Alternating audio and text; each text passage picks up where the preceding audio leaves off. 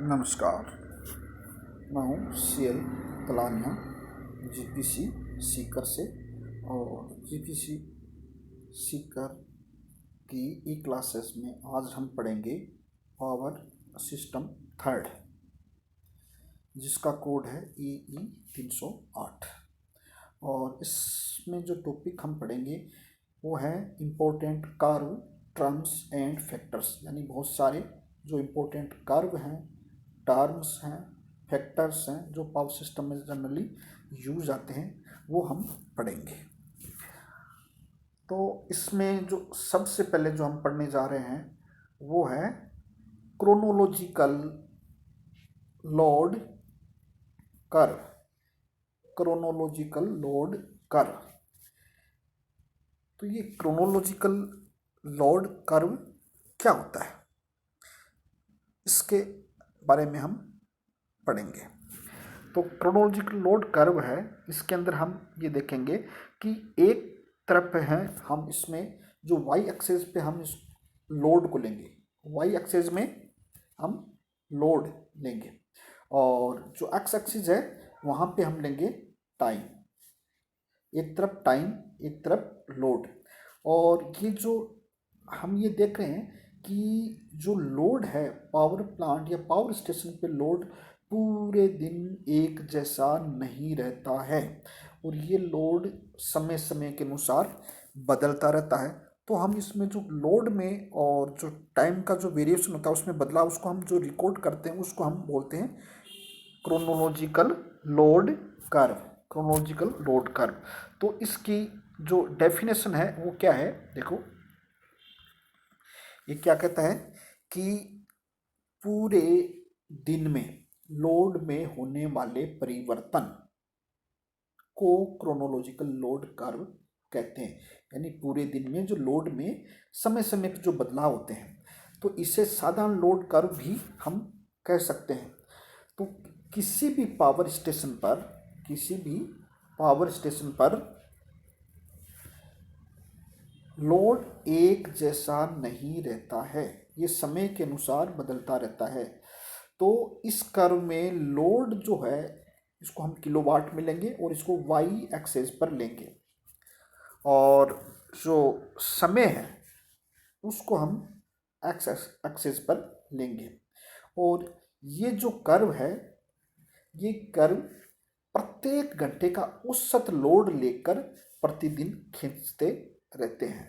तो ये आप हम यहाँ से देखते हैं कि ये लोड, जो क्रोनोलॉजिकल लोड कर्व है, ये एक तरफ लोड है, एक तरफ समय है, और ये लोड में जो समय के अनुसार जो बदलाव होता है उसको आपको दिखा, इसको हम बोलते हैं chronological load curve. Chronological load curve. अब इसके बाद में जो नेक्स्ट है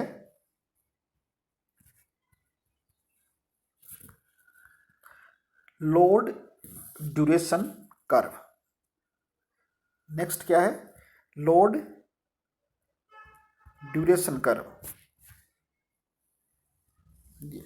लोड ड्यूरेशन कर्व। तो ये जो लोड ड्यूरेशन कर्व है ये क्या होता है, तो ये हम इसको जो क्रोनोलॉजिकल लोड है इसकी सहायता से ही हम इसको बना सकते हैं, बनाया जाता है। यानी लोड ड्यूरेशन को, जो लोड ड्यूरेशन कर्व है इसको क्रोनोलॉजिकल लोड कर्व जो अभी हमने पढ़ा उसकी सहायता से इसको बनाया जाता है। एक्चुअली में हम करते क्या है, जो क्रोनोलॉजिकल लोड है, क्रोनोलॉजिकल लोड कर्व है, इसके जो डाटा है, क्रोनोलॉजिकल लोड कर्व के जो डाटा हैं उनको हम डिसेंडिंग ऑर्डर या घटते हुए क्रम में व्यवस्थित करके और कर्व को बनाया जाए तो उस कर्व को हम लोड ड्यूरेशन कर्व कहेंगे। यानी कि क्रोनोलॉजिकल जो लोड कर्व है उसी कर्व के जो डाटाज हैं उनको हम घटते हुए क्रम में व्यवस्थित करके फिर हम लोड जो बनाएं, कर्व बनाएं, तो उस कर्व को हम बोलेंगे लोड ड्यूरेशन कर्व। तो लोड ड्यूरेशन जो कर्व है, इस कर्व के अंदर क्या है, लोड ड्यूरेशन जो कर्व है इसमें जो KWH है उनको भी हम प्रदर्शित कर सकते हैं। यानी जो यूनिट है, लोड ड्यूरेशन कर्व यूनिट को रिप्रेजेंट करता है और इसकी सहायता से हम लोड फैक्टर को भी ज्ञात कर सकते हैं। इस कर्व को हम घंटे, महीना, वर्ष आदि में भी ले सकते हैं। यानी इसके अंदर जो टाइम है उसको टाइम हम 1 घंटे का भी ले सकते हैं, महीने का भी ले सकते हैं और वर्ष का भी ले सकते हैं। इसलिए लोड कर्व है वो हम इसी तरीके से हम घंटे, महीने और उसके हिसाब से बना सकते हैं। अब ये जो कर्व जो बनता कैसे वो देखो, ये इसमें ये कर्व है, ये यहाँ पे आप देखो कि ये एक्स एक्सिस पे हमने टाइम को ले रखा है और ये जो वाई एक्सिस है इसके अंदर हमें लोड को ले रखा है। और आप इसके अंदर ये देखोगे कि इसको हमने ये घटते हुए क्रम में देखो 80, 60, 80, 60, 40, 20, 10 ये सब घटते हुए क्रम में लिया है। यानी ये टाइम इधर टाइम है, ये इसको ये घटते हुए जो इसका लोड है उसको घटते हुए 80 किलोवाट से 60 किलोवाट, 40 किलोवाट, 20, 10 और ये अलग अलग इनका जो टाइम है उसके हिसाब से हमने इसको ले लिया है। तो ये घटते हुए क्रम के अंदर हम इसको बनाएंगे तो इसको हम लोड कर्व कहते हैं। और इसके अंदर भी एक तरफ किलोवाट में लोड लेना, एक तरफ टाइम लेना है। अब जो नेक्स्ट है energy load curve. Energy load curve, तो ये एनर्जी लोड कर्व है, इसको हम क्या करते हैं कि जो हमने क्रोनोलॉजिकल लोड कर्व बनाया, लोड ड्यूरेशन कर्व बनाया, इन दोनों की सहायता से हम इसको बना सकते हैं। यानी एनर्जी लोड कर्व और लोड ड्यूरेशन कर्व ये इनकी दोनों की सहायता से हम इसको बना सकते हैं। तो हम यहाँ देखते हैं कि जो लोड जो कर्व है वो एक्चुअली में शून्य से शुरू होता है, शून्य से शुरू होता है। अब इसके जो इसका जो एरिया है, क्षेत्र है, अगर उसका हम क्युमुलेटिव इंटीग्रेशन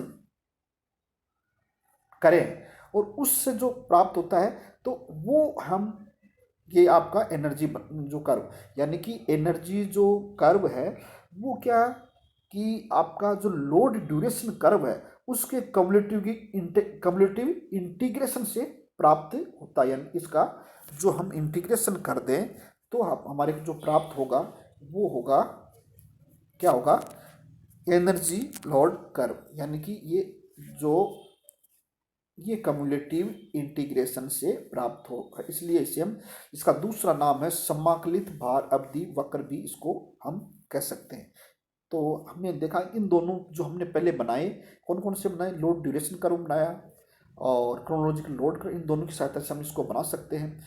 और ये एक्चुअली में क्या कम्युलेटिव इंटीग्रेशन से प्राप्त होता है।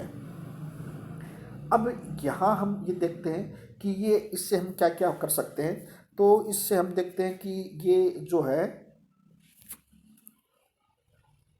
कर्व विद्युत केंद्र को दी गई डिमांड के अनुसार उत्पन्न इकाई का मतलब KWH, उत्पन्न इकाई KWH को भी प्रदर्शित करता है। इस कर्व में लोड को y एक्सिस पर तथा एनर्जी को x एक्सिस पर लेते हैं। तो यहाँ हम ये देख रहे हैं कि अब आप ये देखो, ये आप बनाया हमने लोड कर्व, ये आपका है एनर्जी कर्व, ये है एनर्जी। तो एक तरफ एनर्जी लेना अपने को, एक तरफ किलोवाट लेनी है।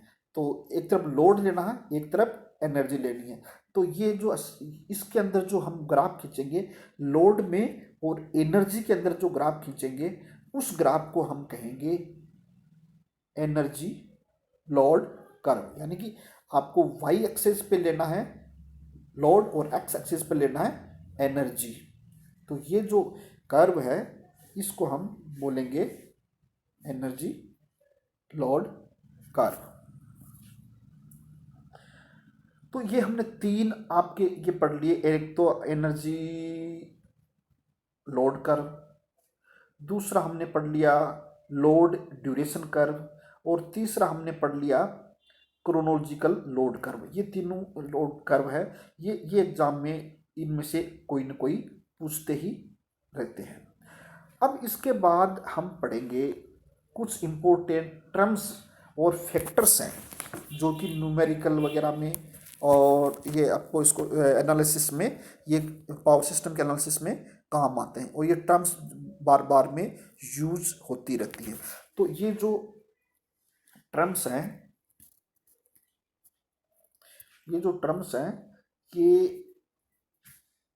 ये टर्म्स एंड फैक्टर, सबसे पहली जो टर्म्स है वो है कनेक्टेड लोड। अब कनेक्टेड लोड में क्या होता है कि जब विद्युत सप्लाई सिस्टम से जुड़े सभी उपकरण की कंटिन्यूअस रेटिंग के योग को कनेक्टेड लोड कहते हैं। यानी कि जो अपना सप्लाई सिस्टम है, उस सप्लाई सिस्टम से जुड़े हुए जितने भी इक्विपमेंट है, और उन सब इक्विपमेंट की जो रेटिंग है, कंटिन्यूअस रेटिंग है, उनका हम टोटल कर दें, सम कर दें, तो उनको हम कहते हैं कनेक्टेड लोड। यानी सप्लाई सिस्टम से जुड़े हुए जितने भी इक्विपमेंट हैं, उनकी कंटिन्यूअस रेटिंग के जो योग को हम कनेक्टेड लोड कहते हैं। और कनेक्टेड लोड के बाद में जो टर्म्स आती है वो है मैक्सिमम डिमांड। यानी मैक्सिमम डिमांड किसको कहते हैं? अधिकतम मांग। मैक्सिमम डिमांड या अधिकतम मांग।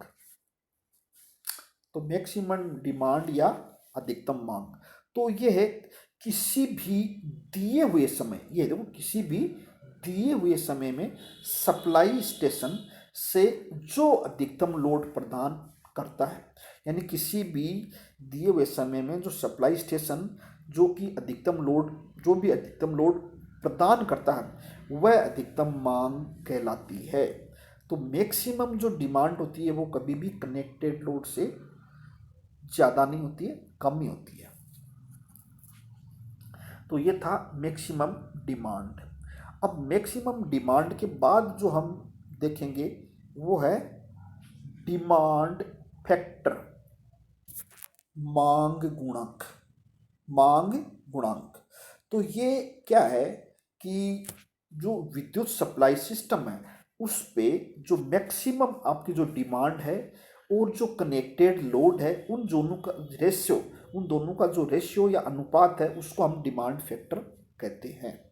तो डिमांड फैक्टर क्या है कि मैक्सिमम जो डिमांड और जो कनेक्टेड लोड है उसका जो अनुपात है, उसको हम क्या बोलेंगे? Demand factor. तो यहाँ से ये देखो आप, ये डिमांड फैक्टर है, यहाँ पे मैक्सिमम डिमांड और कनेक्टेड, इन दोनों का जो रेशियो है उसको हम डिमांड फैक्टर बोलेंगे। अब डिमांड फैक्टर हो गई। डिमांड फैक्टर के बाद में हम लेंगे एवरेज लोड। एवरेज लोड किसको हम कहते हैं? यानी कि एवरेज जो लोड है उसकी हम कैसे देखेंगे? तो ये क्या है कि किसी भी दिए गए समय में जितनी ऊर्जा को यूज किया गया, उपयोग में लिया गया है, और जितने समय लिया उस समय से ही अगर हम उसको विभाजित कर दें, यानी दिए गए समय में जो उपयोग में ली गई ऊर्जा है, एनर्जी है, यूनिट्स है, उसको टाइम से डिवाइड कर दिया जाए, तो उसको हम एवरेज लोड कहेंगे। दिए गए समय में यूज की गई एनर्जी को उस समय से विभाजित करने पर एवरेज लोड प्राप्त होता है। तो अब ये इसका एवरेज लोड जो प्राप्त होता है, इसको हम 2-3 तरीके से देख सकते हैं। ये यानी कि डेली एवरेज लोड भी हो सकता है, मंथली एवरेज लोड भी हो सकता है, और ईयरली एवरेज लोड भी हो सकता है। तो सबसे पहले हम देखें डेली एवरेज लोड। तो डेली के अंदर इसमें क्या होगा कि जो पहले बात देखो कि एक दिन के अंदर कितनी जो यूनिट्स या KWH हैं वो जनरेट की गई हैं। तो वो लेंगे हम एक दिन में जो जनरेट की गई जो नंबर ऑफ यूनिट है, और उसको फिर एक दिन का जो समय है 24 घंटे उससे डिवाइड कर दें, तो हम उसको डेली एवरेज लोड बोलेंगे। अब इसके बाद में डेली के बाद में आएगा मंथली। तो मंथली में क्या है कि मंथली एवरेज जो लोड है उसमें क्या होगा कि आपको एक महीने में जो यूनिट जनरेट की गई है उनको लेना है, और एक महीने का जो समय है, एक महीना इंटू 24 आवर्स, उसको आप उससे डिवाइड करोगे, जो आएगा ना, जो जितनी यूनिट है उसको आप एक महीने के समय से आप डिवाइड कर दो, तो वो आपका ये आ जाएगा मंथली एवरेज लोड। तो इसी प्रकार मंथली एवरेज के बाद ईयरली भी हम निकाल सकते हैं। तो ईयरली में क्या करना है, ईयरली के अंदर आपको क्या करना है कि आप एक साल का जो कितनी यूनिट जनरेट हुई वो लेना है, और उसको 8760 आवर से मल्टीप्लाई करें, कि जो आपके एक साल के अंदर जो घंटे होते हैं वो 8760 होते हैं। तो इसलिए ईयरली एवरेज लोड है वो इतना हो जाता है। इसके बाद में हम देखेंगे लोड फैक्टर। लोड फैक्टर, तो लोड फैक्टर में क्या है कि जो एवरेज जो लोड है और जो मैक्सिमम डिमांड है, इन दोनों का अनुपात ले लिया जाए, यानी कि एवरेज लोड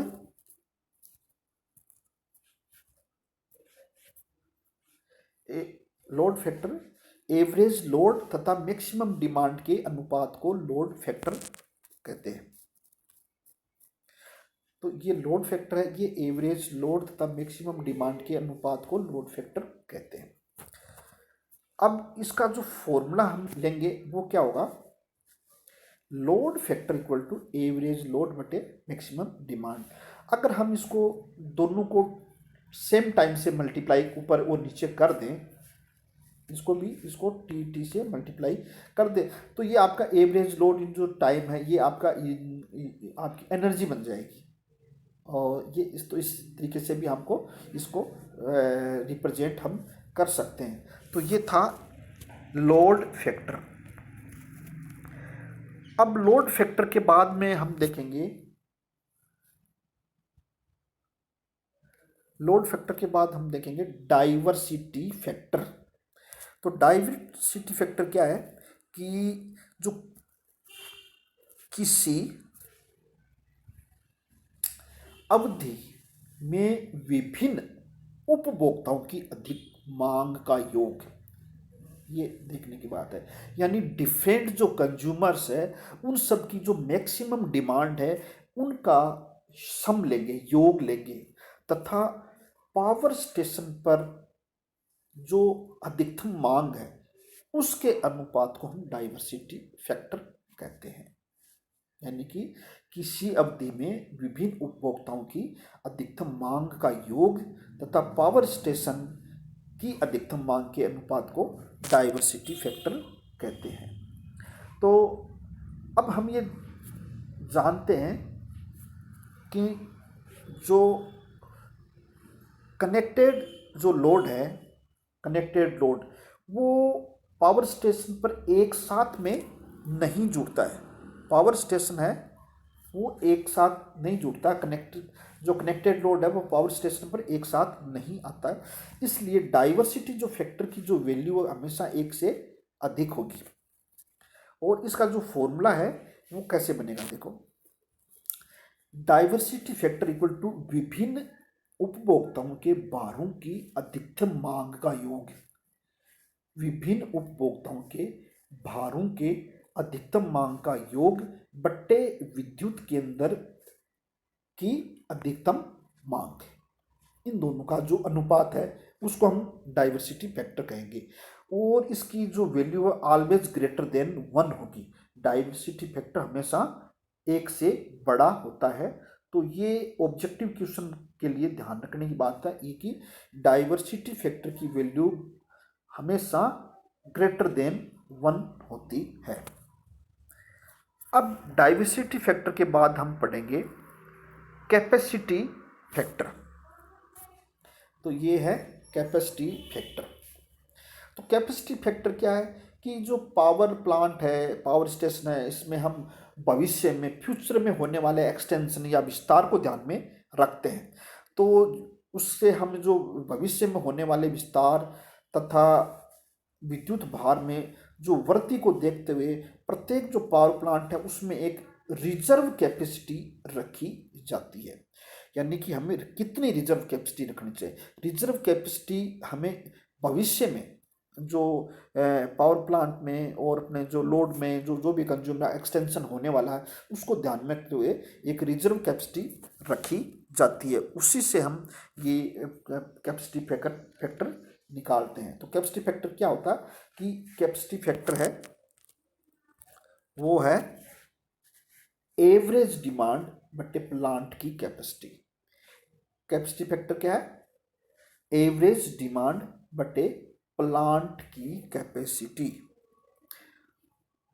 अब इसके बाद हम देख रहे हैं कि नेक्स्ट है plant use factor. Plant use factor यानी प्लांट कितना यूज आ रहा है, उपयोग में कितना लिया जा रहा है। तो ये मैक्सिमम डिमांड और रेटेड कैपेसिटी के अनुपात को प्लांट यूज फैक्टर कहते हैं। यानी आपकी अधिकतम मांग तो कितनी है और स्टेशन की कैपेसिटी जो रेटेड कैपेसिटी है वो कितनी है, इन दोनों को अनुपात हम लेंगे तो उसको हम कहेंगे प्लांट यूज फैक्टर। ये तो इसको हम इसका फॉर्मूला क्या होगा? Plant use factor equal to maximum demand on power station और rated capacity of power station. तो ये था प्लांट यूज फैक्टर। तो ये आपका ये आज जो हम इस पे पावर सिस्टम थर्ड में जो हमने पढ़े हैं वो ये बहुत सारे जो फैक्टर हैं वो पढ़े हैं। फैक्टर प्लांट यूज फैक्टर है, कैपेसिटी फैक्टर है, डाइवर्सिटी फैक्टर है, लोड फैक्टर है और एवरेज लोड है, डिमांड फैक्टर है, मैक्सिमम डिमांड है, कनेक्टेड लोड है। ये बहुत सारी जो टर्म्स हैं और फैक्टर्स इसको हमने पढ़ा। और इससे पहले हमने बहुत सारे जो कर्व हैं वो पढ़े। जो वो कर्व हैं वो एनर्जी लोड कर्व पढ़ा हमने, और इसके पहले हमने ये जो लोड ड्यूरेशन कर्व पढ़ा, और सबसे पहले हमने क्रोनोलॉजिकल लोड कर्व पढ़ा। तो ये हमने बहुत important curve terms and factor पढ़े। तो ये ऑब्जेक्टिव क्वेश्चन के लिए विशेषकर बहुत ही उपयोगी टर्म्स हैं, तो इसको ध्यान में रखना, ये बहुत उपयोगी है। धन्यवाद।